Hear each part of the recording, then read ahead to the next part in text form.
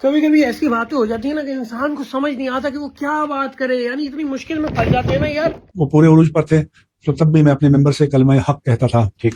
اور ان کے جو بہت سے ملیٹنٹ، مطلب بچپن سے میں آپ کو بتاتا ہوں، ہم لوگ کچھ لوگوں کو دیکھ کر بڑے ہوئے ہیں جس کو ہم نے ہمیشہ یہ تب کے دیکھا ہے کہ بھائی یہ بہت بڑے ہیں معاشرے کے، ہمیں ان کی عزت کرنی ہے کیونکہ ان کے ساتھ وہ لقب جڑے تھے، ان کے عہدے جڑے تھے، یا ایسی جگہوں سے وہ منسلک تھے کہ ہمیں ان کی عزت کری اور ہمارے بڑوں نے ہمیشہ عزت کی. میں ڈائریکٹ ٹاپک پہ آ جاتا ہوں. میں پاکستان کے عالم دین کے حوالے سے بات کر رہا ہوں. دیکھیں میں بہت سارے اچھے بھی ہیں لیکن بہت ساروں پہ بات ہوگی نا تو بہت دور تک جائے گی.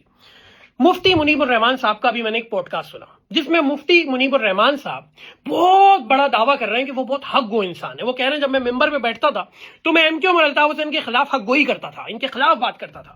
اور انہوں نے کراچی کے وہ لڑکے جو ایم کیو ایم کے اندر تھے ان سب کو ملیٹنٹ کہہ دیا، یعنی کراچی کے بچوں کو انہوں نے دہشت گرد اور جنگجو کہا. کہنے لگے ان کی جو ملیٹنٹ تھے نا، میں تو اس کے خلاف بالکل بات کرتا تھا. یہ مجھے 9-0 بلایا، انہوں نے بہت بار عزت دی، میں نہیں کیا.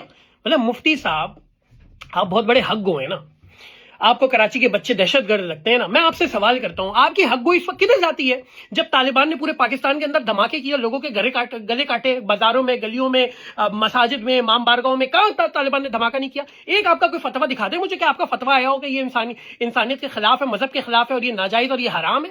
وہاں آپ کی حق گوئی کدھر چلی گئی تھی مفتی صاحب؟ مفتی صاحب لوگوں کو پاکستان بھر میں ان کے گھروں سے اٹھا لیا جاتا ہے، ان کے ساتھ ان کے ساری حقوق کو تباہ کر دیا جاتا ہے، ان کو لاپتہ کر دیا جاتا ہے مہینوں تک. اسی کراچی میں نثار پور، محسن پور لاپتہ ہیں. مفتی صاحب ایسے معاملات میں آپ کی حق گوئی کدھر جاتی ہے؟ آپ کیوں نہیں بولتے کہ یہ غیر انسانی عمل ہے؟ یہ آئین پاکستان ریاست بھی اس کی اجازت نہیں دیتی. آپ کیوں نہیں کہتے؟ آپ مجھے یہ بتائیے مفتی صاحب کہ پورے پاکستان کے اندر، خاص کر سندھ کے اندر، چھوٹی چھوٹی بچیوں کو، خاص کر ہندو بچیوں کو، عیسائی بچیوں کو، یہ لوگ اپنی جنسی ہوس پوری کرنے کے لیے زبردستی ان کا مذہب تبدیل کراتے ہیں اور اس کے بعد ان سے نکاح کر لیتے ہیں. آپ مجھے بتائیے کہ اس کے حوالے سے کیوں کوئی فتویٰ نہیں آتا؟ مفتی صاحب آپ بہت حق گوئے ہیں، ممبر پہ بیٹھ کے بات کرتے ہیں، مجھے بتائیے کون سا فتویٰ آیا اس کے اوپر کہ یہ غلط ہے، فورس کنورژن نہیں کرنی چاہیے، زبردستی مذہب نہیں تبدیل کرانا چاہیے. آنر کلنگ کے واقعے میں مفتی صاحب آپ کے کیا حق گوئی ہے، کیا خیالات ہیں؟ ہر تیسرے دن ہم سن رہے ہیں کہ آنر کلنگ ہو رہی ہے. ابھی کراچی میں ایک جوڑے کو دوبارہ وہ نکاح کر کے باہر نکلے تو اس کے بھائی نے اور ایک شخص نے اس کو قتل کر دیا. کچھ دنوں پہلے سندھ سے ایک بچی بھاگ کر کراچی آئی تھی اور اس نے کہا کہ مجھے مار دیں گے، اس کا قتل کر دیا. ہر تیسرے دن آنر کلنگ ہو رہی ہے. آپ کیوں امت کو گائیڈ نہیں کرتے مفتی صاحب کہ یہ آنر کلنگ جو یہ ناجائز ہے؟ نجی جیلیں بنائی ہوئی ہیں پورے پاکستان کے اندر ان وڈیروں نے، جاگیرداروں نے، خان ملک چودھریوں نے، جہاں پہ یہ لوگوں کو غلام رکھتے ہیں، ان کے انسانی حقوق کو سلب کرتے ہیں. آپ وہاں پہ کوئی بات نہیں کرتے، اس حوالے سے کوئی فتویٰ نہیں دیتے مفتی صاحب. مفتی صاحب آپ خود کہتے ہیں کہ پاکستان لا الہ الا اللہ محمد رسول کے نام پہ بنا اور پاکستان ایک اسلامی ریاست ہے. آپ مجھے بتائیے کہ اس پاکستان، اس اسلامی ریاست کے اندر جو حاکمیت ہے وہ فارم 47 کی ہے، وہ فارم 45 کی نہیں ہے. وہ ناانصافی کے اوپر ہے، وہ ناجائز طریقے سے. اس پہ آپ مفتی صاحب کیوں نہیں بات کرتے؟ وہاں پہ آپ کی حق گوئی کیوں آپ کی زبان پہ تالے لگ جاتے ہیں مفتی صاحب؟ مفتی صاحب آپ فیل ہو گئے، معذرت کے ساتھ آپ فیل ہو گئے. آپ پاکستان بننے سے آج تک لوگوں کو اس بات پہ متفق نہیں کر سکے کہ وہ عید ایک دن بنا لیں. ایک دن عید منانے پہ آپ متفق نہیں ہو سکے. آپ یوٹیوب پہ جا کے ابھی میں کوئی سرچ کر لوں نا پاکستان مفتی صاحب کے کیا بتاؤں کیا سامنے ویڈیو آ رہی ہوگی. ہم بستری کے طریقے کیا ہے؟